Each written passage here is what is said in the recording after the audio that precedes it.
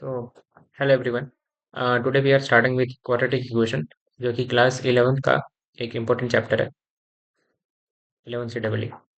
सो बच्चों, quadratic equation आप लोगों ने क्लास 10th में भी पढ़ा होगा। कुछ बेसिक चीज़ें क्वाड्रेटिक इक्वेशन से आप फेमिलियर होंगे, जो क्लास 10th में आपने पढ़ी है। हम उन सारी बेसिक चीज़ों को रिवाइज करते हुए बिल्कुल बेस से हम जो हमारे 11th का सिलेबस है, जेई मेंस और एडवांस का, उसे कवर करेंगे।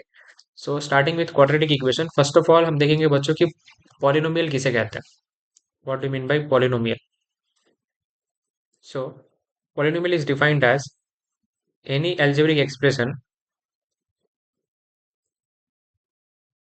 any algebraic expression which is in the form of in the form of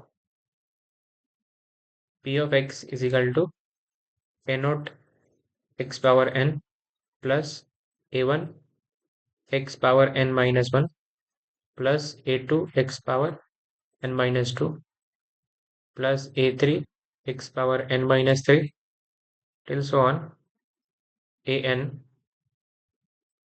ठीक है बच्चों। तो यहाँ पर आप देख सकते हैं कि ये जो एक्सप्रेशन मैंने लिखा है, ये अलजेब्रिक एक्सप्रेशन, ये एक पॉलिनोमियल का जनरल फॉर्म है, जहाँ पर x की पावर जो है फर्स्ट एक्सप्रेशन में वो x पावर n है, और सेकंड टर्म में पावर वन की x की पावर जो है वो डिक्रीज होती जा रही है वन से। और लास्ट टर्म में हम देख रहे हैं कि यहाँ पर x पावर जीरो है, तो ये हमारा जो है an वो हमारा कांस्टेंट टर्म हो जाएगा। तो कोई भी एक्सप्रेशन जो जिस इस फॉर्म में होता है, उस एक्सप्रेशन को हम पॉलिनोमियल कहते हैं। और किसी भी अलजेब्रिक एक्सप्रेशन को पॉलिनोमियल कहलाने के लिए एक और डेफिनेशन है, n should always belong to a whole number. मतलब हमारे वेरिएबल का जो पावर होना चाहिए वो हमेशा एक होल नंबर होना चाहिए। और यहाँ पर एनोड को एक नया नाम दिया गया है, a nought is also called as leading coefficient. A nought is called as leading coefficient. And an is also called as constant term. an को हम बोलते हैं कांस्टेंट टर्म, क्योंकि उसके पास कोई वेरिएबल नहीं है। ठीक है बच्चों। तो ये थी क्वाड्रेटिक इक्वेशन की जनरल, क्वाड्रेटिक इक्वेशन में पॉलिनोमियल का जनरल फॉर्म, कि पॉलिनोमियल कैसा दिखता है। नाउ अब हम देखेंगे टाइप्स ऑफ पॉलिनोमियल।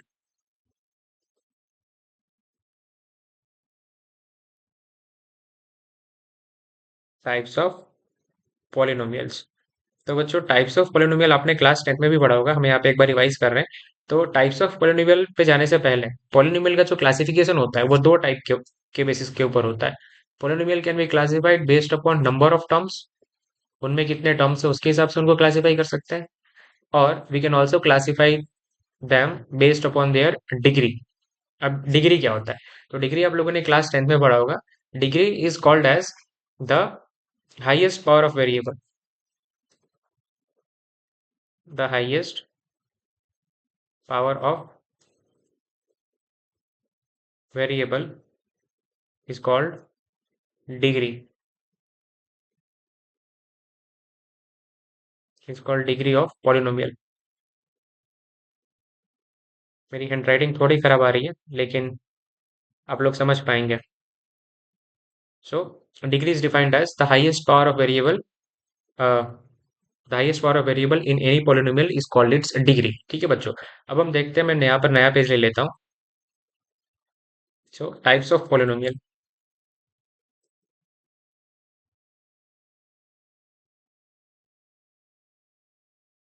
ठीक है, तो यहाँ पे हम नाम लिख लेते हैं कि कौन से टाइप का पॉलिनोमियल है यहाँ पर। दूसरा कॉलम हम बना लेते हैं उस पॉलिनोमियल का जनरल फॉर्म। तीसरा हम कॉलम बना लेते हैं उसकी डिग्री क्या होगी। और यहाँ पर हम एक बना लेते हैं एग्जाम्पल। ठीक है बच्चों, एग्जाम्पल। ना अब हम इसे फिल करेंगे। तो सबसे पहले जो टाइप का पॉलिनोमियल होता है वो हमारे पास होता है जीरो पॉलिनोमियल। जीरो, मैं यहाँ पर सिर्फ पॉली लिखूंगा तो आपको पूरा समझ जाएगा कि ये जीरो पॉलिनोमियल है। अब जीरो पॉलिनोमियल का जो जनरल फॉर्म होता है वो जीरो ही होता है। जीरो पॉलिनोमियल का जो जनरल फॉर्म होता है वो जीरो होता है, और इसकी डिग्री जो होती है वो नॉट डिफाइंड होती है। Not defined. और एग्जाम्पल में आपका जीरो ही है, क्योंकि यहाँ पर जीरो पॉलिनोमियल की डिग्री इसीलिए नॉट डिफाइंड है, क्योंकि जैसे आपने zero into x power zero लिया तो ये भी जीरो हो जाएगा। जीरो इंटू एक्स पावर 100 लिया, ये भी जीरो हो जाएगा। जीरो इंटू एक्स पावर 1000 लिया तो ये भी जीरो हो जाएगा। तो ये x की पावर क्या होगी वो हम फिक्स नहीं कर पा रहे हैं यहाँ पर। ठीक है, आप यहाँ पर जीरो इंटू एक्स की पावर 5000 भी ले सकते हो, उसका आंसर भी जीरो होगा। तो सिंस हम यहाँ पर x की पावर डिसाइड नहीं कर पा रहे हैं कि x की पावर क्या होगी, इसीलिए इस पॉलिनोमियल की डिग्री को हम लिखते हैं नॉट डिफाइंड। ठीक है, या फिर अनडिफाइंड, दोनों एक ही टाइप है। अनडिफाइंड, वो चीज एग्जिस्ट करती है पर हम उसे बता नहीं सकते कि वो चीज क्या है, क्योंकि यहाँ पर हमेशा आपको रिजल्ट जीरो ही मिल रहा है। तो ये हो गया जीरो पॉलिनोमियल। नेक्स्ट इज, हमारे पास नेक्स्ट जो है जीरो पॉलिनोमियल के बाद वो आता है हमारा कांस्टेंट पॉलिनोमियल। Constant polynomial. तो बच्चों कांस्टेंट पॉलिनोमियल का जो जनरल फॉर्म होता है वो होता है कोई भी कांस्टेंट ए। उसका जनरल फॉर्म यही है, क्योंकि उसमें ए हमेशा कोई भी नंबर हो सकता है, -1 -2 -3 कोई भी। लेकिन एक कंडीशन ये होगी कि ए कभी भी जीरो नहीं होना चाहिए, क्योंकि अगर ए जीरो हो गया तो फिर वो हमारा पहला वाला जो कि जीरो पॉलिनोमियल है वो बन जाएगा। और इसकी जो डिग्री होती है, कांस्टेंट पॉलिनोमियल की जो डिग्री होती है वो होती है जीरो। कैसे बच्चों जीरो कैसे होगी? देखिए, जैसे यहाँ पर वन है, थ्री है, फोर है, फाइव है, -9 है, ये सारे जो एग्जाम्पल हैं इंडिविजुअली, ये सारे एग्जाम्पल कांस्टेंट पॉलिनोमियल के हैं। इन इन सब में यहाँ पर वेरिएबल है, लेकिन वेरिएबल की पावर जीरो है। वेरिएबल की पावर जीरो होगी तो वेरिएबल क्या बन गया? वन बन गया, इसीलिए वन इंटू वन वन, ये भी थ्री, ये फोर। तो इसीलिए कांस्टेंट पॉलिनोमियल की जो डिग्री होती है वो जीरो होती है। फॉर एग्जाम्पल में अब any any number you can take, any real number, okay, that will comes under constant polynomial. मैं यहाँ पे लिख देता हूँ टू। ना, कांस्टेंट पॉलिनोमियल के बाद बच्चों जो डिग्री हम पढ़ेंगे वो हम पढ़ेंगे लीनियर पॉलिनोमियल। Linear polynomial. तो जो लीनियर पॉलिनोमियल का जो जनरल फॉर्म होता है उसमें हमारे पास एक वेरिएबल होता है a x, A x plus B. एक वेरिएबल होता है हमारे पास और एक कांस्टेंट टर्म होता है। तो इसे हम बोलते हैं लीनियर पॉलिनोमियल। और जो लीनियर पॉलिनोमियल की जो डिग्री होती है, यहाँ पे आप देखिए कि जो वेरिएबल एक्स है उसकी हाईएस्ट पावर क्या है। यहाँ पर एक्स का कोई पावर नहीं है, तो कोई पावर नहीं है तो हम वहाँ पे पावर वन कंसिडर करते हैं। तो इसीलिए लीनियर पॉलिनोमियल की जो डिग्री हो गई वो वन हो गई। लीनियर पॉलिनोमियल का जो एग्जाम्पल होगा वो होगा एक्स प्लस थ्री, या फिर आप लिख सकते हैं 5x+4। ये दोनों जो एग्जाम्पल है ये लीनियर पॉलिनोमियल के एग्जाम्पल। अब बच्चों हम आते हैं उस पॉलिनोमियल पे जिसे हम अभी करंटली स्टडी करने वाले हैं। बहुत डीप में इस पॉलिनोमियल के ग्राफ्स पढ़ेंगे हम, इसके एनालिसिस करेंगे और बहुत सारी चीजें जो है इस टॉपिक में। So quadratic polynomial.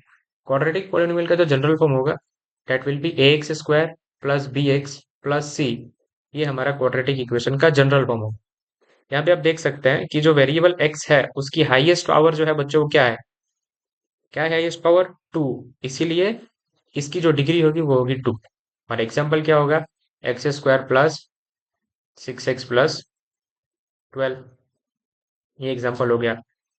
कोई भी पॉलिनोमियल जिसमें हाईएस्ट पावर टू हो और एक कांस्टेंट टर्म हो, उससे हम बोलेंगे quadratic polynomial. In fact x square plus three लिखूं तो ये भी एक क्वाड्रेटिक पॉलिनोमियल है।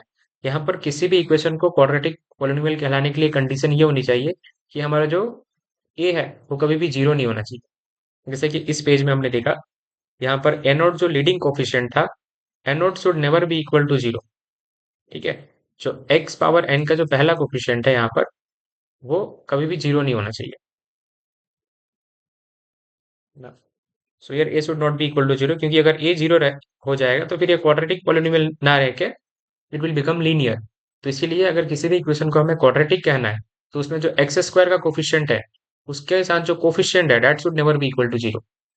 ओके बच्चों, फिर हमारे पास आता है third is cubic polynomial. Cubic polynomial.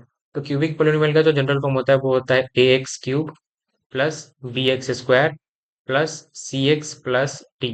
और इसकी जो हाईएस्ट डिग्री है वो होती है थ्री। और इसका जनरल फॉर्म लिखता हूँ मैं, इसका जनरल फॉर्म। सो जो क्यूबिक पॉलिनोमियल का जनरल फॉर्म होगा वो हो जाएगा x cube plus 6x² plus 9x plus three. ये हमारा क्यूबिक पोलिनोमियल का जनरल फॉर्म हो गया बच्चों। ओके, इसके बाद जो पोलिनोमियल आता है हमारे पास, यहाँ पर स्पेस नहीं है, मैं एक नया पेज ले लेता हूँ। उसे हम बोलते हैं bi quadratic polynomial. By quadratic polynomial. जो बाई क्वाड्रेटिक पॉलिनोमियल की जो डिग्री होती है वो होती है 4, और उसका जो जनरल फॉर्म होता है वो होगा a x power 4 plus b x cube plus c x square plus d x plus e. In short, वो पॉलिनोमियल जिसमें हाईएस्ट पावर 4 हो उसे हम बोलते हैं बाई क्वाड्रेटिक पॉलिनोमियल। ओके बच्चों, नाउ तो ये हो गया हमारा classification of polynomial based upon their degrees. ठीक है। And based upon their types आपने पढ़ा होगा अपने प्रीवियस क्लास में। बेस्ड अपॉन द टाइप्स मैं लिख नहीं रहा हूँ पर मैं आपको बता देता हूँ। बेस्ड अपॉन द टाइप्स जो पॉलिनोमियल होते हैं वो होते हैं मोनोमियल जिसमें एक ही टर्म हो। फिर आपका होता है बाइनोमियल जिसमें दो टर्म हो। फिर होता है आपका ट्राइनोमियल जिसमें तीन टर्म हो। बाई क्वाड्रेटिक पॉलिनोमियल जिसमें चार टर्म हो। और इन जनरल अगर चार से ज्यादा टर्म है तो आप उसे पॉलिनोमियल कह सकते हो। अब बच्चों हम देखते हैं solution of quadratic equation. Solution of quadratic equation.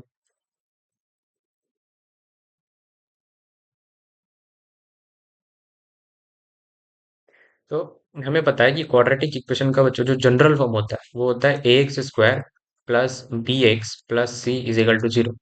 Class 10th में आप लोगों ने इस इक्वेशन को सीधे चारे फॉर्मूला से सॉल्व किया होगा, और प्लस मिडल टर्म स्प्लिटिंग से भी आप लोगों ने इसे सॉल्व किया होगा।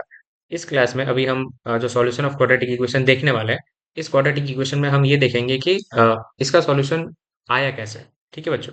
तो यहाँ पे मैं ए कॉमन ले रहा हूँ। तो ये हो जाएगा x square plus b by a x plus c by A is equal to 0। Now when a is sent on other side, 0 by a 0 होगा। so x square plus b by a x plus c by A is equal to 0, ये हमारा हो गया इस form में आ गया ना बच्चों। अब ये जो टर्म है x square plus b by a x, मुझे इसे होल स्क्वायर के फॉर्म में लिखना है। ठीक है बच्चों। तो ये देखिए यहाँ पर जो मेरा पहला टर्म है वो तो स्क्वायर में है। तो अब मैं आपको ये अच्छे से समझाना चाहता हूँ कि मैं इसे a plus b whole square के फॉर्म में लिखना चाहता हूँ, जिसका एक्सपांशन होता है a square plus 2ab plus b square. तो यहाँ पर मेरे ए का जो स्क्वायर है वो यहाँ पे दिया हुआ है एक्स का स्क्वायर। तो मुझे ये दिया हुआ है और मुझे इससे ये बनाना है बच्चों। तो मेरे पहले टर्म का स्क्वायर है तो my first term will be A plus. देखो बच्चों, अब यहाँ पर क्या है, यहाँ पर मुझे चाहिए 2ab। मुझे चाहिए 2ab। तो मुझे कुछ ऐसा सोचना पड़ेगा कि जो 2ab का प्रोडक्ट है वो मेरी ये वैल्यू है। b बाई ए जो x है वो मेरा 2ab का प्रोडक्ट है। तो मेरा a क्या है बच्चों, 2 इंटू मेरा a है x इंटू यहाँ पर मैं क्या टर्म रखूं जिसको मैं मल्टीप्लाई करूंगा तो मुझे b बाई ए मिलेगा। तो बच्चों वहां पर मुझे लिखना पड़ेगा b बाई 2a। देखिए अब इसे सिंप्लीफाई करके ये 2 और ये 2 कैंसिल हो जाएगा। I will be left with b by a x. ठीक है बच्चों। प्लस, ठीक है, प्लस यहाँ पर जब आपने यहाँ पर मेरा जो b है वो मैंने b क्या रखा बच्चों, मैंने b रखा b बाई 2a। ये b बाई 2a वाला जो टर्म है वो मेरा b है। तो अब वहां पर सिंस यहाँ पर जो ये जो a plus b whole square उसमें जो बी स्क्वायर आ रहा है, वैसे करके मेरा जो b है यहाँ पर मेरे लिए b मेरा ये है। और इस टर्म का स्क्वायर मेरे पास नहीं है तो मैं इस टर्म का स्क्वायर यहाँ पर ऐड कर रहा हूँ। तो वो हो जाएगा b square by 4a square. और सिंस मैंने ये टर्म ऐड किया मुझे इस टर्म को एक और बार सब्ट्रैक्ट करना पड़ेगा ताकि मेरे इक्वेशन में कोई चेंजेस ना हो।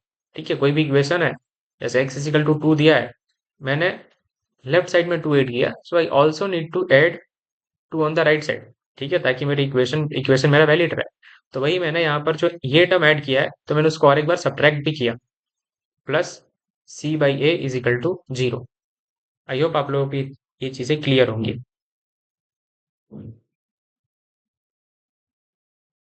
ठीक है बच्चों, अब हम देखते हैं आगे ना। अब ये सॉल्यूशन बच्चों मैं यहाँ यहाँ पे कंटिन्यू कर रहा हूँ यहाँ पे। तो ये जो टर्म है एक्स स्क्वायर प्लस ये जो तीन टर्म है ये, इसको मैं होल स्क्वायर में लिखूंगा। I will write it as x plus b by 2a whole square. अगर अभी भी किसी को परेशानी है इसे समझने में तो आप इसे होल स्क्वायर करके देख सकते हैं। देखिए आप फर्स्ट टर्म का स्क्वायर कीजिए आपको ये एक्स स्क्वायर मिल जाएगा। 2 into first term into second term कीजिए, so 2 into x into b by 2a, आपको ये वाला टर्म भी मिल गया। प्लस ये जो टर्म है b/2 आप इसका स्क्वायर कीजिए तो आपको यहाँ पे मिल गया b² / 4a²। तो इन शॉर्ट हमारा ये होल स्क्वायर कंप्लीट हुआ। अब ये जो टर्म है, ये दो जो टर्म है, I will shift them on the other side, so it will become is equal to b² / 4a² -c/a। ठीक है बच्चों, अब यहाँ पर हम इसे एलसीएम लेंगे, लेफ्ट साइड को एज इट इज रखेंगे। यहाँ पे 4a² एलसीएम हो जाएगा, b² पहला टर्म, यहाँ पर a ऑलरेडी है, हम ऊपर मल्टीप्लाई करेंगे 4a से, तो हो जाएगा 4ac। तो ये हो जाएगा हमारा x plus b/2a whole square is equal to, ये जो b²/4ac जो टर्म है बच्चों, उसको अभी मैं d लिखता हूँ। उसको मैं आपको आगे थोड़ी देर में एक्सप्लेन करूंगा, थोड़ा आप वेट कीजिए।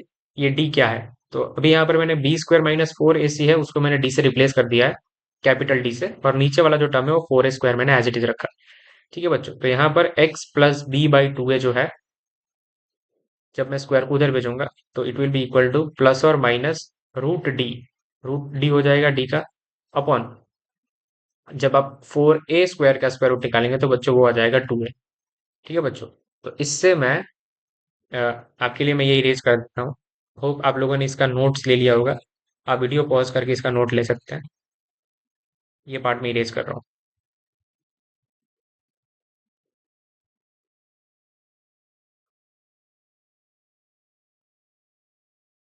हम्म,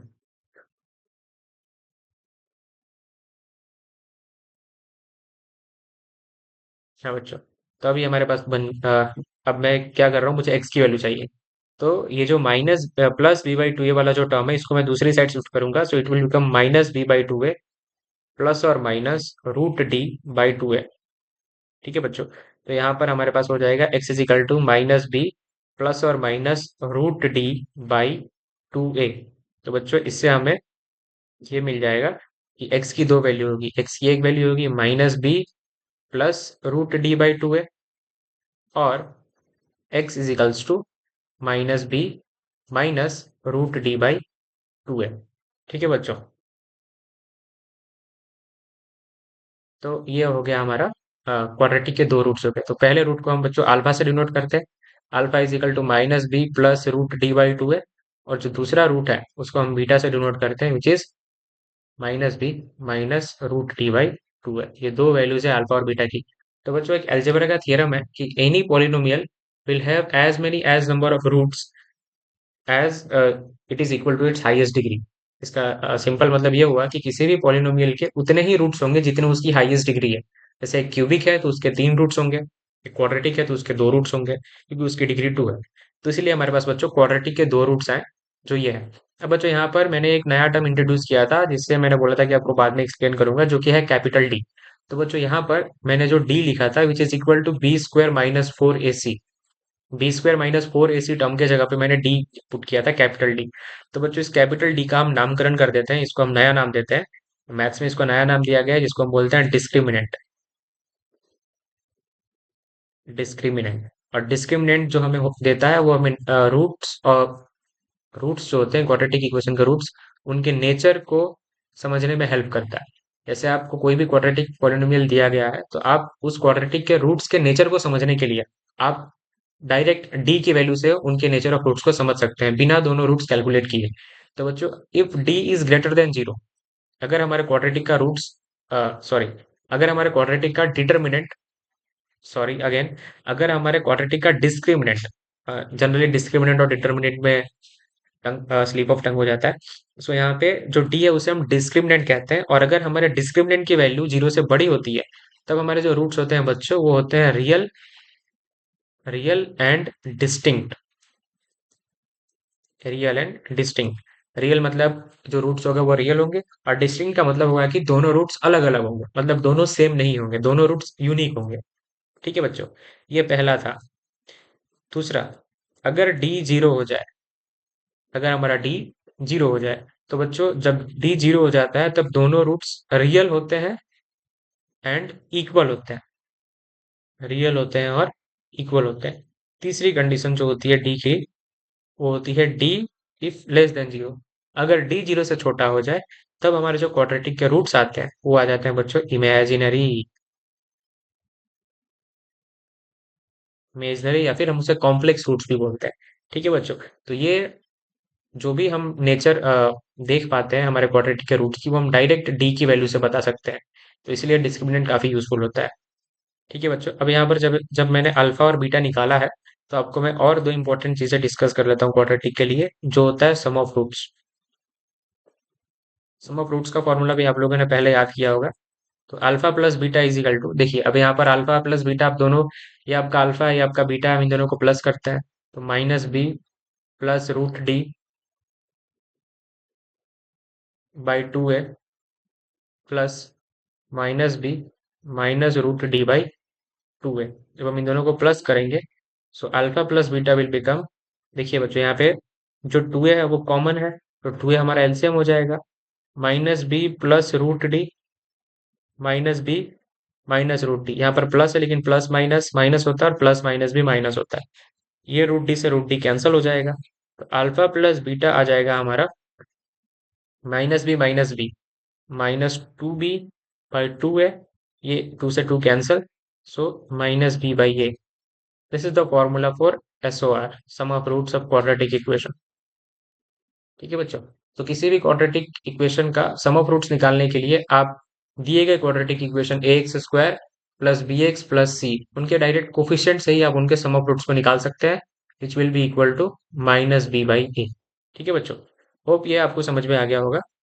नेक्स्ट बच्चों जो हमारा है वो हम देखते हैं product of roots. Product of roots, तो प्रोडक्ट ऑफ रूट्स देखने के लिए हमारा जो अल्फा की वैल्यू आई थी वो आई थी minus B plus root T by two है, और बच्चों जो हमारे बीटा की वैल्यू आई थी वो आई थी minus B minus root D by two है। Now alpha into beta calculate करने के लिए हम इन दोनों को मल्टीप्लाई करेंगे।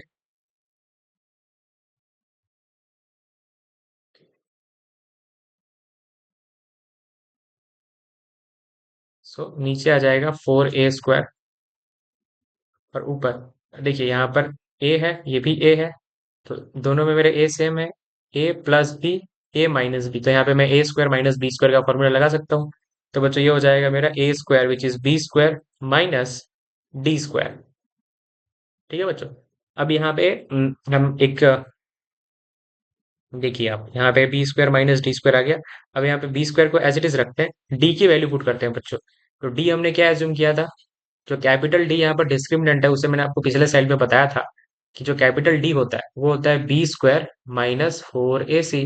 तो जब इस ब्रैकेट को ओपन करेंगे, तो b² माइनस b², जब ये माइनस इससे मल्टीप्लाई होगा तो it will become 4ac upon 4a², b² cancel. तो बच्चों अल्फा इंटू बीटा आ जाएगा 4ac बाई 4a², जो 4 कैंसिल हो जाएगा, a से a कैंसिल हो जाएगा, तो अल्फा इंटू बीटा आ गया c बाई ए। ठीक है बच्चों, तो ये आपका है product of roots, c by A is the product of root. ये बहुत इंपॉर्टेंट चीजें हैं क्वाड्रेटिक में।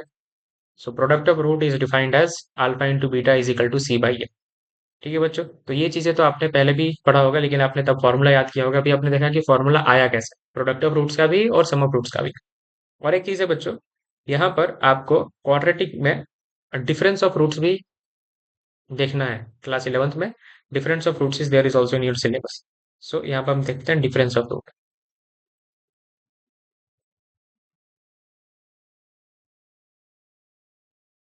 डिफरेंस ऑफ रूट्स निकालने के लिए यहाँ पर हम लेते हैं modulus of alpha minus beta is equal to, जब आप इन दोनों को माइनस करेंगे तो क्या होगा बच्चों, माइनस करिए, minus B plus root D, जब आप माइनस के साइन यहाँ पे मल्टीप्लाई करेंगे तब ये दोनों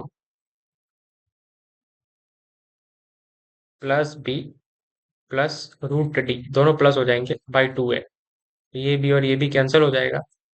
modulus of alpha minus beta will be equal to two root D by two a, तो ये से ए कैंसिल, तो ये अल्फा माइनस बीटा जो आता है वो आता है रूट डी बाई ए।